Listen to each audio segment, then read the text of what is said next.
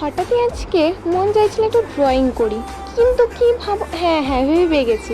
চলো আজকে তো স্বাধীনতা দিবস, তাহলে সেই সম্পর্কে কিছু একটা ড্রয়িং করা যাক।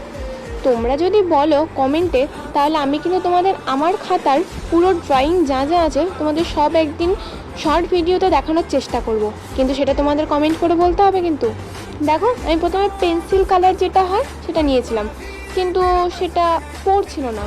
ওই জন্য আমি ভাবলাম তাহলে মোম রং দিয়েই করা যাক। আমি শুরু করে দিয়েছি মোম রং দিয়ে ড্রয়িং করা। তোমরা পুরো ভিডিওটা দেখতে থাকো, আর অবশ্যই আমাকে শেষে জানাবে যে কেমন হয়েছে আমার ড্রয়িংটা। তোমরা কিন্তু আমার কমেন্ট কিছুই করো না।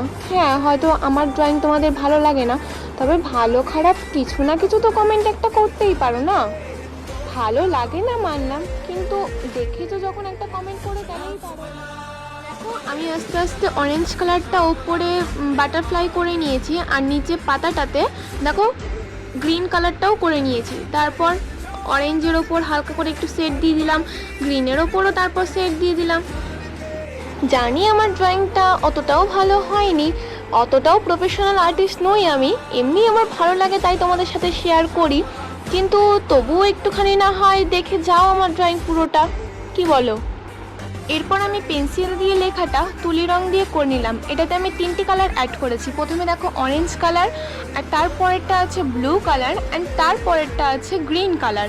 এটা হ্যাপি ইন্ডিপেন্ডেন্সটা আমি আগেই লিখে নিয়েছি, তোমাদের ভিডিওতে সেটা আমি ক্লিপ নিতে একদমই ভুলে গেছিলাম, তাই জন্য সরি। তোমরা এখানে যে কোনো কালার নিতে পারো, আমার মনে হলো তুলি রং দিয়ে করলে শুরু হবে, তাই আমি এখানে তুলি রং দিয়েই করার চেষ্টা করেছি। আমার এই আঁকাটা তোমাদের কেমন লাগলো অবশ্যই কমেন্ট করে জানাবে। আর সব শেষে তোমাদের হ্যাপি ইন্ডিপেন্ডেন্স ডে। তোমরা সবাই